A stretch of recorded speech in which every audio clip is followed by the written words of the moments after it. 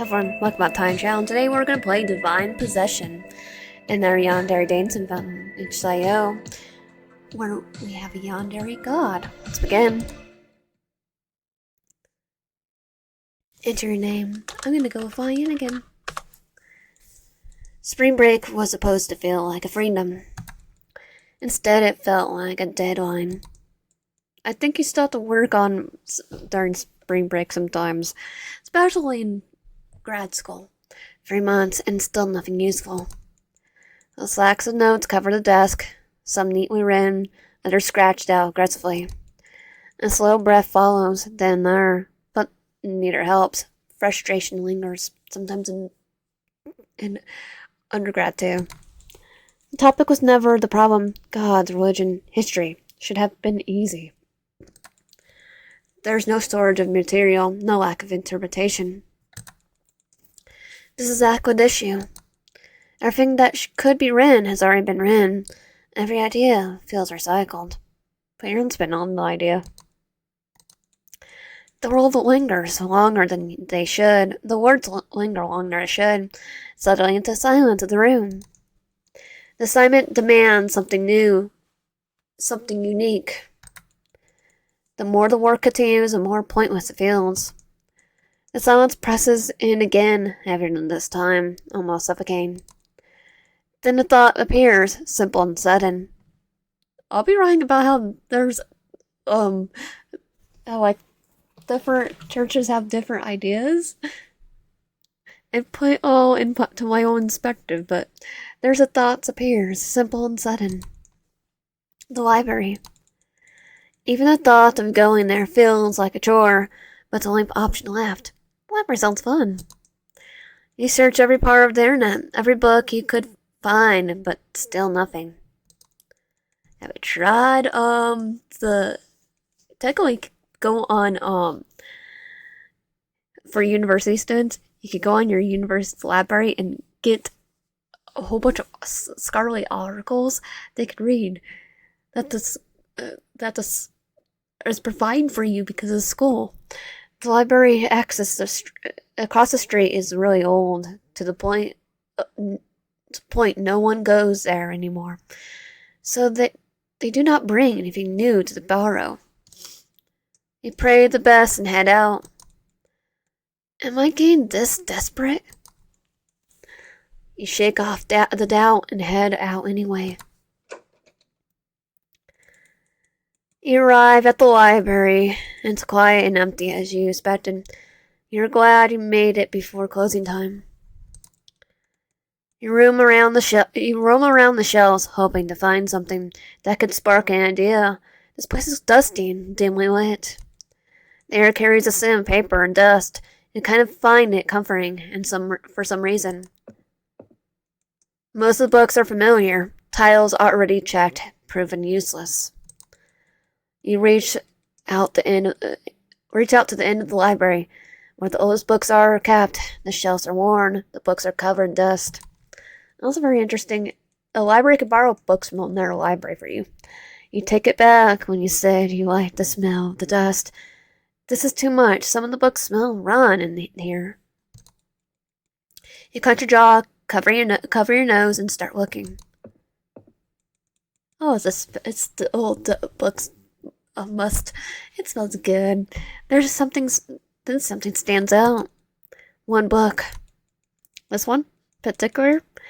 It does not sit neatly. It looks abandoned, left behind rather than placed. A thick layer of dust covers it, suggesting it's not been touched in years. There is a moment of hesitation before reaching for it. Something about it feels wrong. But it's the only option left, so you grab it anyway. At least it's not moldy. You try to cheer yourself up, so you don't go insane. Your teammate also sucks. She keeps asking if you need help, but when you ask for her to do something, she makes excuses, so you were left working alone for the last few weeks. That's a reason why I hate group projects. Or they just don't give you you get the ideas and they just decide, nah, we're not even gonna do it. We're not even gonna listen. You drag yourself out of the library to head back home. And then make the crappiest project ever in the classroom. The walk back feels shorter than usual. It happened in high school, so. You hold the book closer. It's heavier now, in a way unrelated to weight. It was an animation project for a for a computer programming class, and yeah, I don't question why the animation project was in the computer program class. You hold your book closer. You hold the book closer. It's heavier now, and it's unrelated weight. It feels significant, though no logical explanation exists. You look around the streets, but are empty, quiet, and you decide to hurry back home. You don't know why you're on edge today, but you do feel different. Let's just go back home. You ride back to your room. Everything looks the same. Notes scattered, unfinished work, quiet atmosphere, and yet something feels different. The air feels heavier as it tightens your chest. Was it always this cold in summer days? You brush off, blurring the ozone layer to something, but then realize how stupid this idea was. You ignore everything by placing the book on the desk. It stands out immediately between your notes and the rest of the clutter. Focus. It's already past midnight, and the deadline is approaching fast, so you make up your mind to start taking once again, hopefully for the last time. You look at the book. Ironically, you feel like the book is staring back at you. There's no title or anything to identify it, just a plain cover, worn and faded. You decide to open it, crossing your fingers that it's going to be helpful. The pages resist, stiff and fragile from age. The text of the paper feels uneven, worn by time. It's like in a different language too. It's land. The contents are strange. Different scriptures appear across the pages. Languages shift without warning. Some recognizable, others unfamiliar. I like it. They have a summing circle right here, right? Kinda looks like one. You flip the page as your excitement grows. You feel like your hard work will finally pay off. Some words are recognizable here. Some words are recognized here and there with some sentences, but you cannot make up the full meaning of the dialogue. It's talking about gods. You can't hide your assignment any further. You keep reading, trying to uncover more of the content. Certain lines are scratched out violently to be specific symbols, letters. That's not symbols. I'm gonna say it's it's like kanji. Okay, probably won't be kanji. What I'm saying, it's probably Chinese. Their colors are different. Is this dried blood or just dried ink? You can't not tell. You do not know how to feel about this, but you are too invested in the book to stop now. But cannot shake the feeling that something is wrong with it. Let's continue reading. It's just a book after all. It's definitely not symbols. You open your laptop trying to decipher the meaning of the letters or the pronunciation. I'll butcher it. You find a blog about learning Japanese. You try to match the symbols with hiragana and kana chats. If it's Japanese, it's kanji. Two characters that are scratched out are Kagi and Yami. Okay, dark and light and dark. This is Kaji and Akaji or Yami. Wait, both letters? Then which one is it? Kaji Yami or Yami Kaji?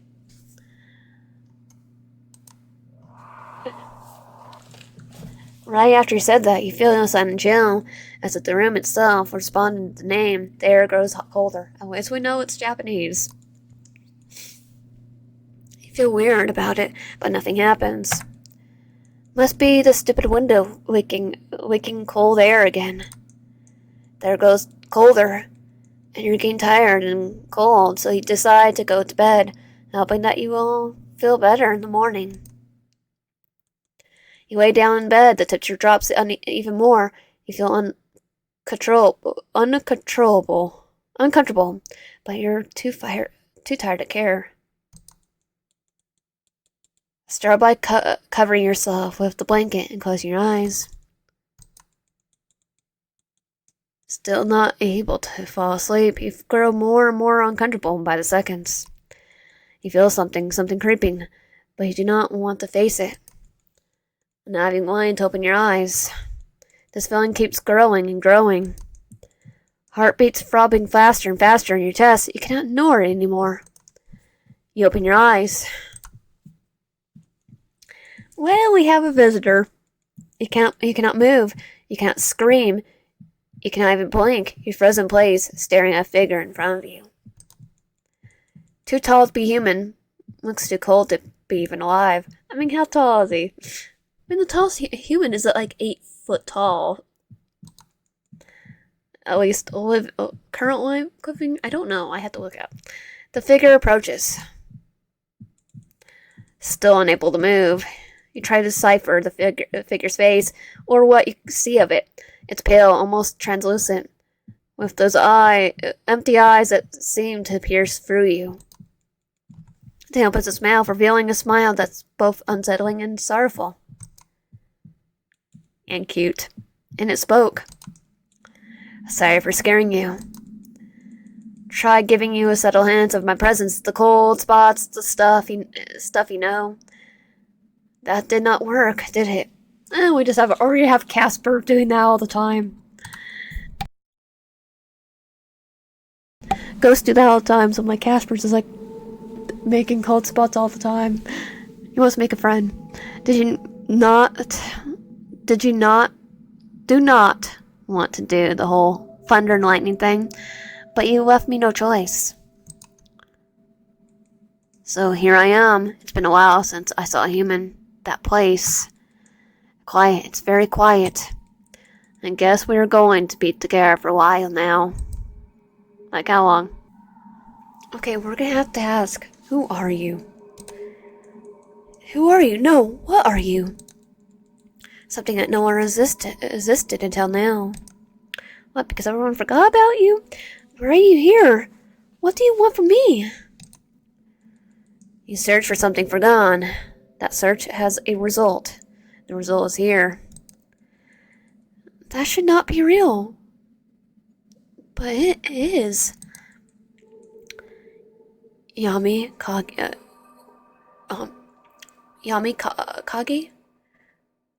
Does it ring a bell?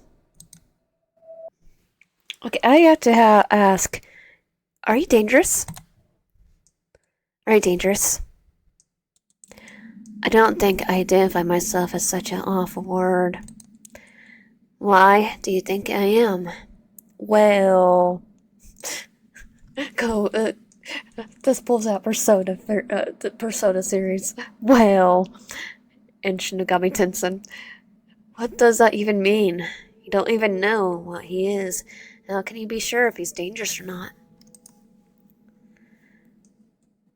It's still there. He's still here.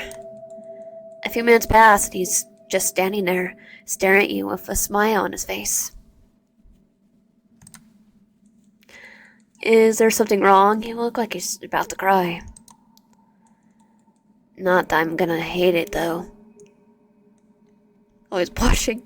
He likes us crying. Good to know. I honestly would not want to make you cry. He's still smiling. Was it fret or a comfort? You cannot tell. Were you not trying to sleep? Yeah? Then why are you even still awake? You should be sleeping. It's good for you. Well, we probably can't when you're staring in your room, staring at us. What the heck is even going on?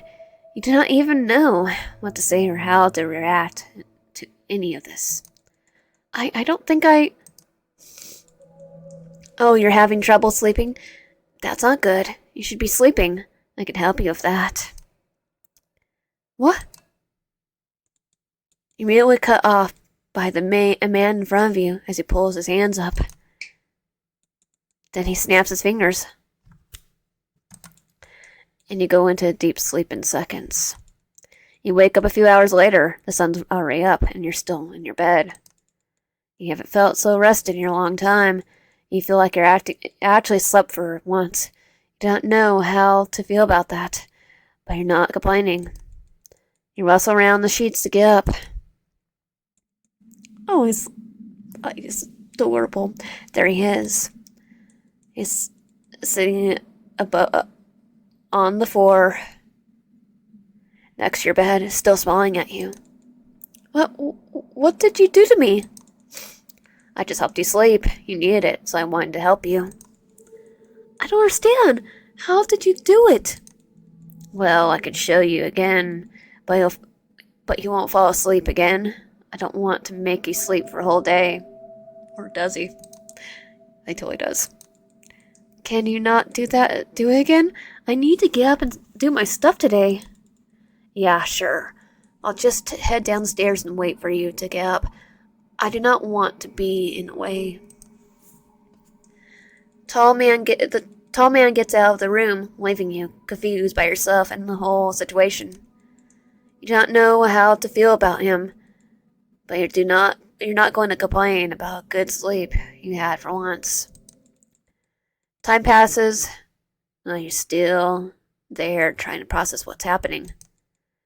Pace around the room trying to figure out what to do. You hear humming downstairs. He's humming in a tune that you do not recognize. I'll talk to him.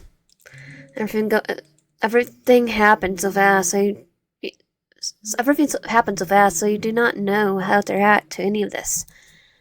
You're still trying to process everything, but you still don't know how to approach the situation. You don't even know if you can approach it at all. Is he going to be here all day? I think he's going to be here all forever.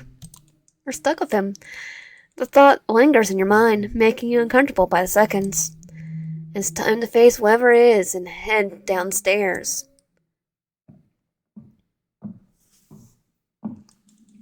You head downstairs and there he is, sitting at a dining table, just still smiling at you. He looks like he's been waiting for you. He's looking at you, waiting for you to say something. You don't know what to say or how to react to any of this.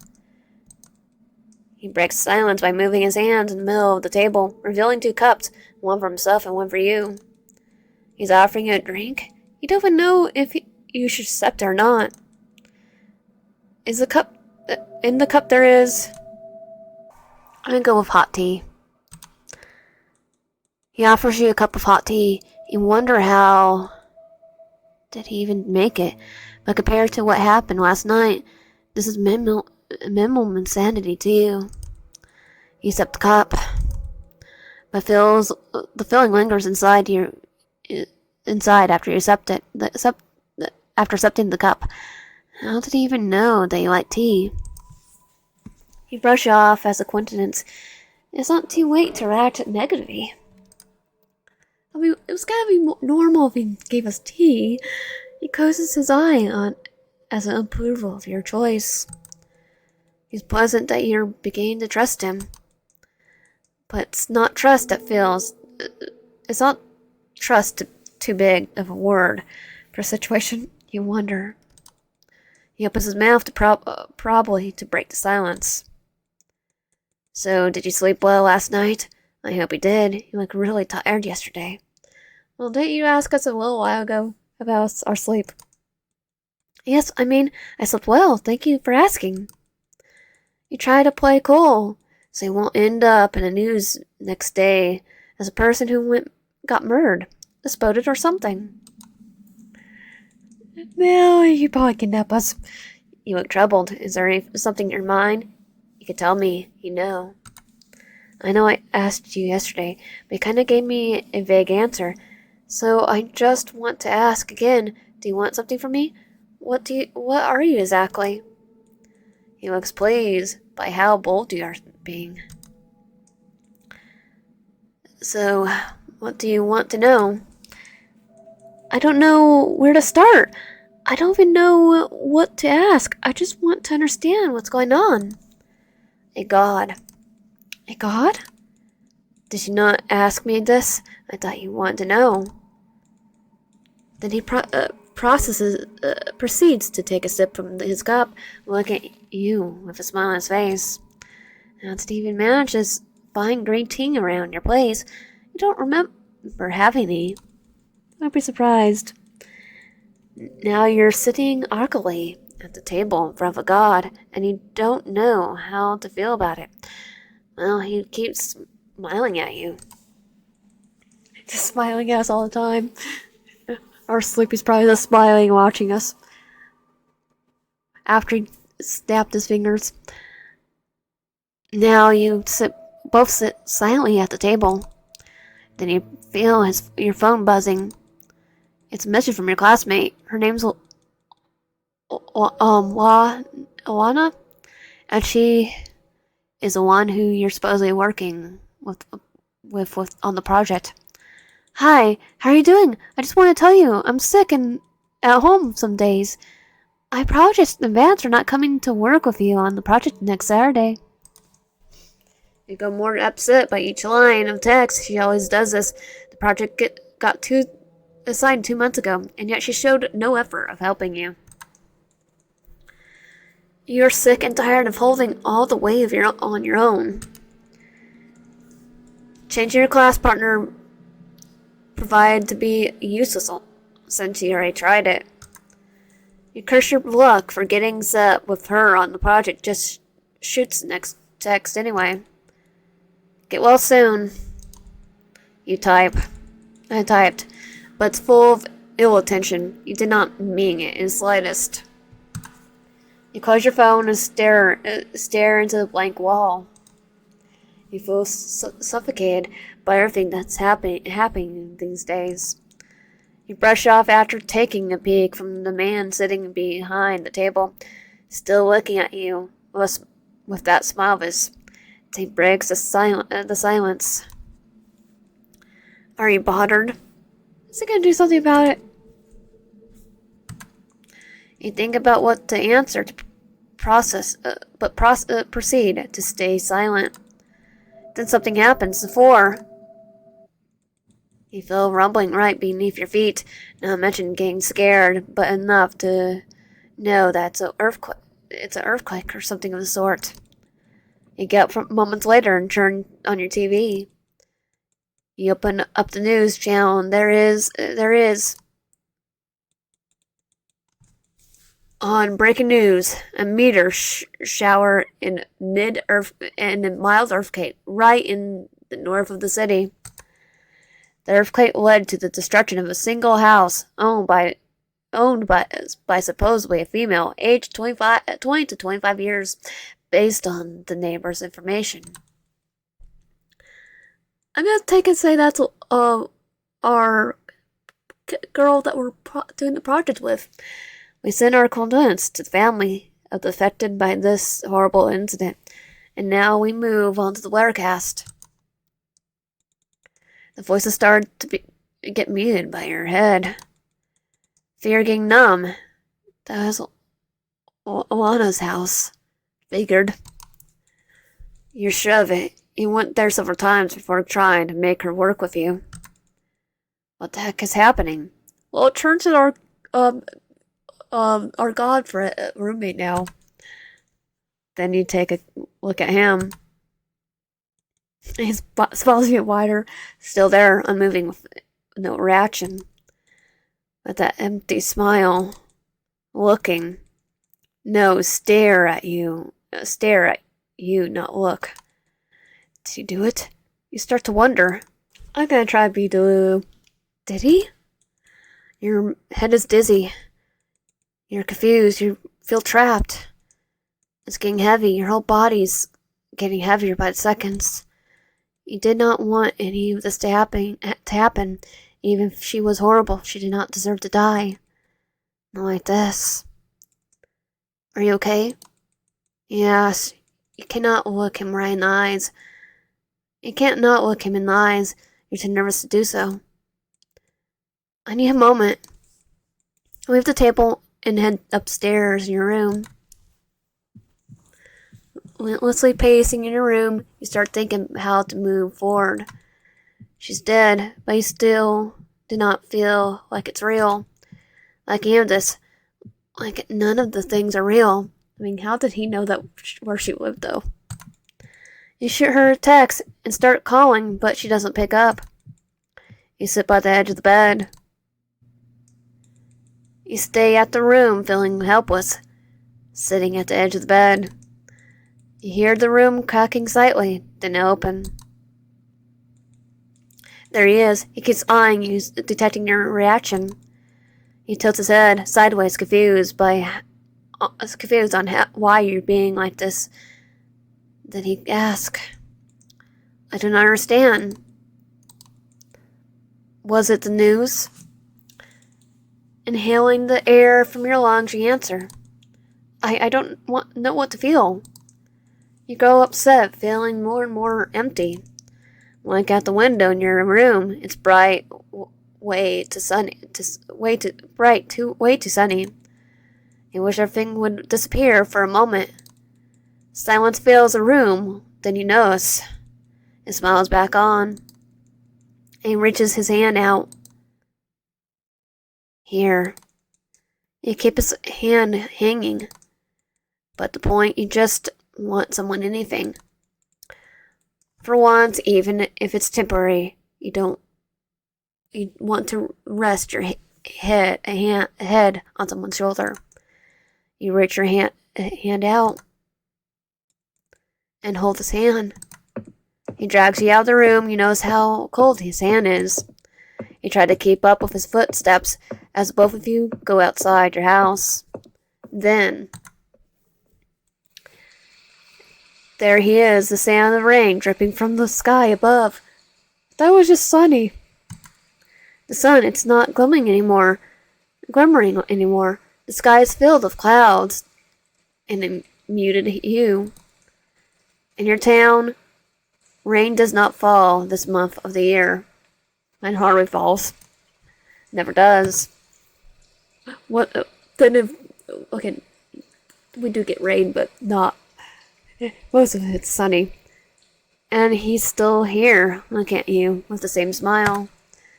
But this time, he's holding you closer, in the palm of his hand. It may be cold, but you feel a sense of warmth right beneath it. It's raining. Ending 2 out of 3. This is insane. He did it. I know he did. Let's skip until fear spirals out of control. He's not in the room. He's not in the room with you, but you still feel him walking around. You can't decipher what's real and what's not. He did it. You're sure, but your gut says he. Not sure, but your gut says he did. The project, the book. There's only one solution. You scramble through your stuff that are present on the desk. Are we gonna burn the book? There is, the thing that started all. You feel him standing right behind you. You feel the cold aura of his. The name was written with blood, and scratch was also drawn with it. You reach the scissors and place it on your desk. You slash the top of your finger with it.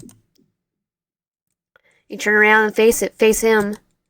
Hopefully for the last time ever. If remembering brings you back, forgetting about you should be be the downfall but yours. You point the name with your own blood, scratching it once again. Then, he starts to deteriorate in front of you. He's still smiling, looking at you at the same, like nothing had changed. So this is what you've chosen. The silence answers, where words never could. I tried, I really did, to become something else, someone better. But it's never enough, it wasn't. I do not want to go back, not there. Don't really blame ya. Empty and cold it was. But you made your choice, and I. And before he could finish, the room gets filled with the black liquid, assuming it's his blood. Paint all over your walls and the book that was in your hands seconds ago. To kill a god. Ending 3 out of 3. Now for ending 1. Did he? Okay, skip. You stand in your room feeling helpless, sitting on the edge of the bed. You hear the room creaking slightly, then it's open. There he is, keeps eyeing you to detect your reaction. He tilts his head sideways, confused on why you're being like this. Then he asks, I don't understand. Was it the news? Exhaling the air from your lungs, you answer, I don't know what to feel. You grow upset, feeling more and more empty. You look at the window in your room. It's bright, way too sunny. You wish everything would disappear for a moment. Silence fills the room. Then you notice his smile is back on. He reaches his hand out. Here. You keep his hand hanging. But at this point, you just want anything. For once, even if it's temporary, you want to rest your head on someone's shoulder. You reach your hand out and hold his hand. He drags you out of the room. You notice how cold his hand is. You try to keep up with his footsteps as both of you go outside your house. Then there is the sound of rain just dripping from the sky above. The sun, it's not glimmering anymore. The sky is filled with clouds in a muted hue. In your town, rain does not fall this month of the year. Never does. Never does. And he's still here, looking at you with the same smile. But this time, he's holding you closer in the palm of his hand. It may be cold, but you feel a sense of warmth right beneath it. You feel better, like there's less weight on your chest. But aren't you going to get soaked? He asked. A Joe smile runs across your face before answering.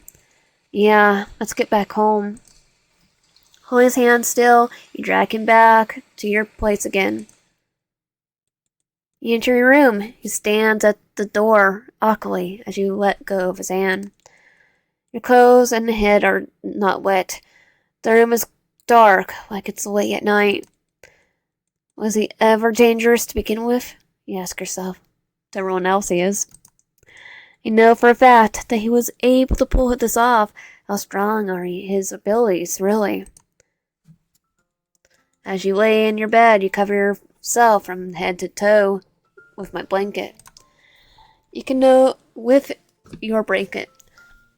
You know that his presence alone brings cold air in your surroundings. Well, you're fully recovered, but unable to see him anymore. You say, thank you.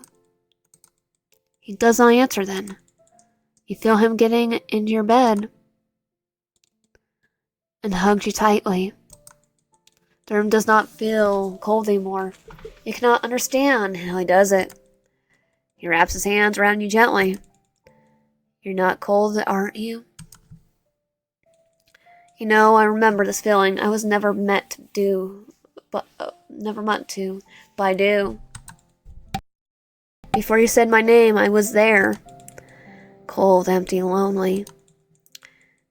But remember, you brought me back from there. Whatever you ask of me, I'll do. I'll forever be in your in